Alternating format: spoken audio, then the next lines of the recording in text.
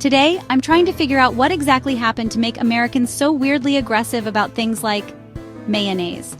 Welcome back to Journeys of Peace. No, seriously, I saw someone nearly start a full-blown internet war because someone else put mayo on a sandwich instead of mustard. Like, what? Since when did sandwiches become a battlefield? It's gotten to this ridiculous point where people, especially influencers, are like, my way is the only way, and if you disagree, you're just stupid. No, sweetie, I just know how to use Google. And what you're confidently shouting into the void is actually wrong. Loud and wrong. So kindly, shut up. You're not making things better. In fact, you're fueling that global stereotype that Americans are selfish, arrogant jerks. Let's talk about it. The whole Americans are rude thing, it didn't come out of nowhere. From my own experiences and what I've heard from friends around the world, it seems like a lot of Americans have been raised to prioritize being direct and assertive over being considerate or polite. Now, in some cultures, being direct is just rude. But in the US, it's often praised. Don't sugarcoat it. Just say what you mean. Okay, but maybe don't say it like you're throwing a chair on a reality show. I've had friends from Europe, Asia, Latin America, you name it, tell me about moments when they felt Americans were downright hostile.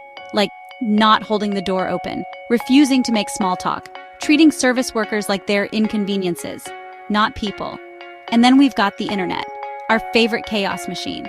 There's an entire genre of viral American rudeness road rage meltdowns, showing entitlement in public. That one guy screaming at a Starbucks barista over oat milk. You know the one. It's wild, but sadly not surprising anymore. To be fair, not all of this is actual rudeness. Sometimes it's just cultural misalignment. American culture values things like efficiency, confidence, and, speaking up for yourself.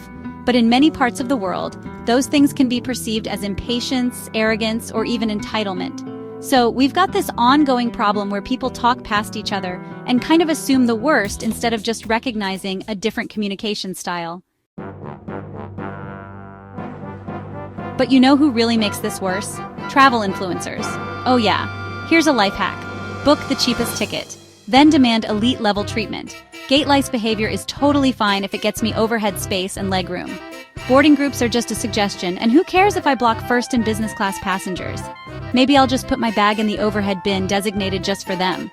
These folks think their $39 Spirit fare entitles them to block Group 1 boarding and sneer at people sipping champagne in business class. No, Nick, you're not clever. You're inconsiderate. And what you're calling a hack is actually just passive-aggressive bullying. It's this entitled me first energy that spreads like wildfire on social media and convinces the world that Americans are walking egos with shoes on. Now, before anyone says I'm bashing my own country, I'm not. Because honestly, there's a lot of good here too. Americans can be incredibly generous, quick to volunteer or help strangers, and open and friendly in ways that do surprise visitors. I've seen it firsthand.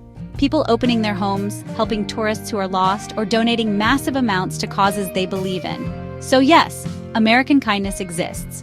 But it's often overshadowed by the loudest, most obnoxious personalities in the room. And sadly, those are the ones with the most followers. So what's the takeaway? American rudeness isn't always intentional. Sometimes it's cultural, sometimes it's ignorance, sometimes it's just a TikToker who thinks airplane etiquette is optional. But the bottom line is, being right doesn't mean you have to be rude. And being loud doesn't make you smarter. Let's maybe dial it back. Maybe lead with curiosity instead of condescension. And yes, maybe let people put mayo on their sandwich however they want.